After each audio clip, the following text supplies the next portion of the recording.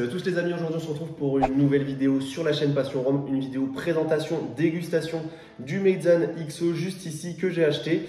Donc c'est une bouteille que je vais pouvoir vous présenter dans cette vidéo et que je vais pouvoir aussi déguster comme d'habitude, comme vous avez l'habitude de voir en fait ce format. Pour ceux qui ne connaissent pas ma chaîne YouTube, je fais des présentations, dégustation de rhum, mais pas uniquement que des vidéos qui sont liées aux dégustations. Je fais aussi des préparations de rhum arrangé, je fais pas mal d'autres choses. Voilà, donc aujourd'hui je vous présente le Meizhane XO. J'avais acheté il y a à peu près un mois, un peu plus, et qui peut du coup aujourd'hui vous donner des idées pour un cadeau de Noël, pour vous faire un plaisir ou pour offrir. Ça peut être une idée, donc c'est pour ça aussi que je le présente là dans cet intervalle de temps avant Noël. Bon, pour ceux qui regarderont la vidéo après, voilà, ça peut être dans tous les cas une idée pour commencer au niveau des rhums jamaïcains. C'est un entrée de gamme qui permet de rentrer dans le monde du rhum jamaïcain et qui est plutôt pas mal. Pour ce qui est de la bouteille, comme je vous avais déjà dit, j'avais fait une dégustation des rhums de chez Rhum Runner. Il y avait un rhum jamaïcain et où j'avais précisé que c'était pas 100% ma tasse de thé. Alors effectivement, je me suis quand même laissé tenter par ce Meizhane XO qui sent vraiment super bon et qui change un petit peu de ce que j'ai l'habitude de déguster, des rhums épicés, boisés. Là, on est vraiment sur quelque chose de totalement différent. De toute façon, vous le voyez à la couleur de la bouteille, c'est vraiment une couleur qui est vraiment jaune, on dirait limite du vin blanc presque. Ça pourrait s'apparenter à du vin blanc. Et c'est pas mal, ça me permet de changer, de varier les plaisirs tout simplement. Pour ce qui est de la bouteille, Meizhane XO, c'est une bouteille qui est limitée à 5000 exemplaires. Alors je sais pas s'il y a les exemplaires juste ici, mais en tout cas elle est limitée à 5000 exemplaires. Donc ça c'est ce que j'ai retrouvé sur internet.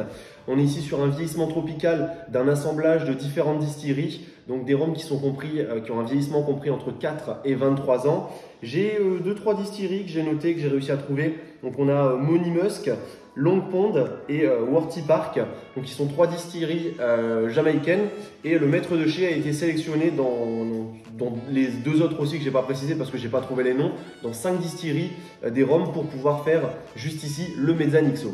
On est sur un rhum traditionnel, un rhum de mélasse tout simplement, donc ça aussi je le précise, qui tire à 40 degrés.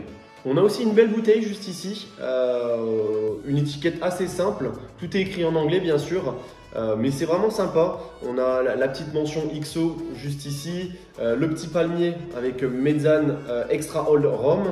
On a la petite description derrière donc qui explique aussi le vieillissement. C'est vrai que je ne l'ai pas dit, mais on est sur un vieillissement dans des fûts ex-Bourbon.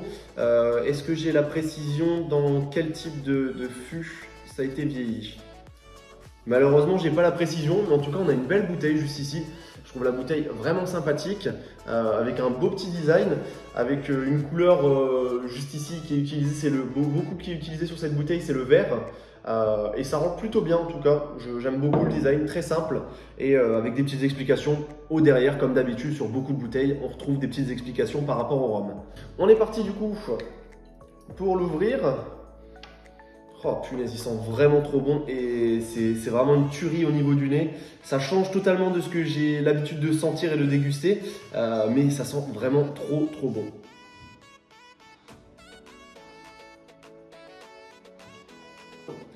Hop, voilà, c'est versé juste ici. Alors, comme vous pouvez le voir, on a juste ici la couleur, donc qui est une couleur qui pourrait s'apparenter à du vin blanc. Vraiment, c'est un jaune super clair. Mais bon, vous allez voir après que c'est retranscrit par rapport à quelque chose d'un élément qui est lié limite à la couleur du rhum juste ici. On a une belle couleur, donc un petit peu jaune, qui est un petit peu pâle. Enfin, en tout cas, dans le verre, ça a une couleur différente que par rapport à la bouteille. Comme vous pouvez le voir juste ici, la couleur est plus foncée, mais en général, ça c'est pour toutes les bouteilles, c'est plus foncé dans une bouteille. Mais on a une belle couleur en tout cas, et on a une odeur qui est dégagée, qui donne vraiment envie de plonger dedans. On a cette odeur fruitée dès qu'on ouvre la bouteille, c'est vraiment délicieux, ça donne envie de manger une banane et c'est ce qui est ressenti surtout principalement au niveau du nez. C'est le côté banane fruitée, c'est impressionnant, on a l'impression limite de sentir une banane qui a été alcoolisée. Je dirais pas une banane flambée mais quelque chose d'alcoolisé avec une odeur de banane et un goût de banane. Ah ouais, c'est fou. On a vraiment le côté épicé et le côté fruité banane qui prend le dessus. Au nez, au niveau du nez, je trouve pas ça si puissant que ça. Mais après, on verra en bouche, ce sera sûrement différent. Mais c'est plutôt sympathique. le côté banane, ça apporte quelque chose pas de gourmand, mais de fruité, mais un bon fruité. On a vraiment cette odeur de banane fraîche qui est présente au niveau du nez. Et c'est vraiment c'est top. Je trouve l'odeur top. Pourtant, c'est pas ce que j'ai l'habitude de consommer habituellement, mais on a envie d'y plonger dedans, on a envie de goûter, on a envie de le déguster. Et je suis vraiment content en tout cas de faire cette dégustation aujourd'hui et d'avoir acheté ce Meizan XO puisque je l'ai déjà goûté et c'est vrai que j'en étais vraiment pas déçu. Et là, en plus, je peux vous en faire une vidéo. On va pouvoir passer tout de suite à la dégustation. On ne peut pas se tromper non plus au niveau de la bouche. Le côté banane, on le ressent en bouche. Le côté très fruité du rhum, mais un fruité épicé à la fois. Là, on sent du coup avec le vieillissement qu'il y a ce côté épicé qui est apporté à la banane, au côté fruité en bouche. Et c'est deux choses qui arrivent à être complémentaires. C'est ni trop fruité, ni trop épicé. Le côté épicé, je dirais des notes de tabac qui s'accrochent très bien au côté fruité. En bouche, ça prend très bien. On a une belle puissance. C'est vraiment sympathique. On a quelque chose en bouche qui est délicieux, qui est fruité. C'est limite, ça pourrait se consommer. C'est le genre de rhum qu'on pourrait consommer en dessert. En digestif, avec un gâteau, avec une tarte, avec pourquoi pas une banane flambée. En plus, c'est le genre de choses qui pourraient très bien se marier. Et en bouche, le goût est délicieux, le côté fruité. On ressent encore ce côté banane fraîche, je trouve, en bouche.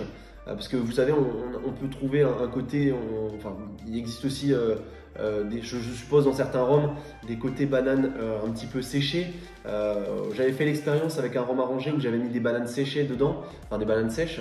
Et c'est vrai qu'on ressentait au goût que ça n'avait pas le même goût que si j'avais mis des bananes fraîches. Mais là, en tout cas, c'est super bon.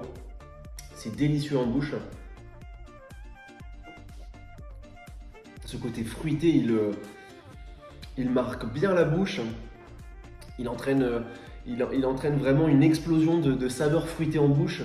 Ce côté banane, vraiment, c'est délicieux. Et c'est d'ailleurs le plus, quoi. C'est le top du top.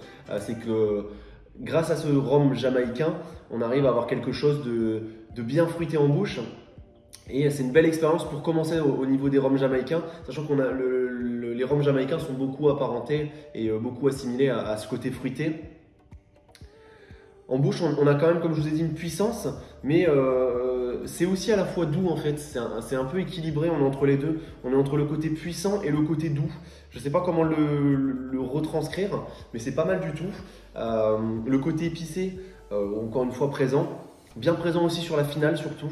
On a vraiment ce côté fruité qui démarre en bouche et sur la finale, on a quelque chose d'épicé, de très légèrement fruité et on sent ce côté épicé sur la finale.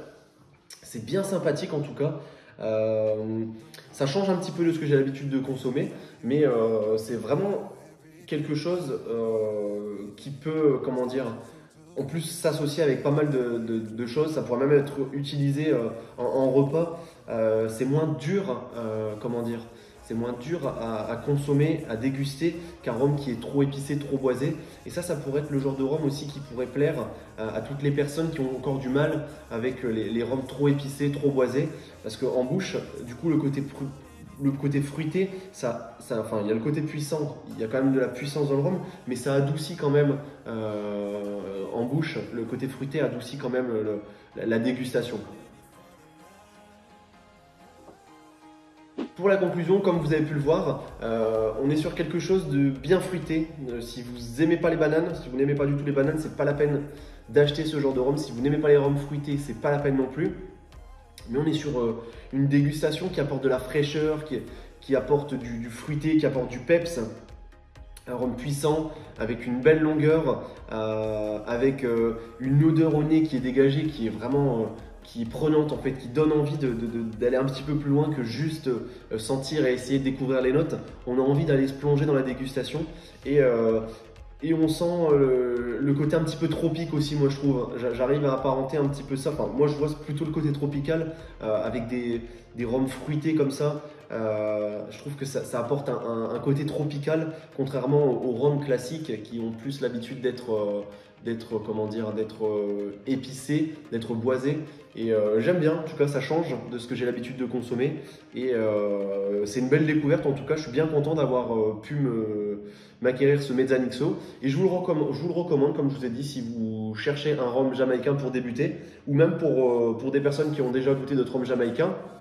On est sur un bon rapport qualité-prix, on est sur une quarantaine d'euros. Après, vous pouvez bien sûr des fois le temps trouver en promo, mais on est sur un bon rapport qualité-prix pour commencer au niveau des rhums jamaïcains. J'espère en tout cas que la vidéo vous aura plu. N'hésitez pas à vous abonner, à liker la vidéo, à partager la vidéo et on se retrouve à la prochaine pour une nouvelle vidéo. Allez, salut tout le monde!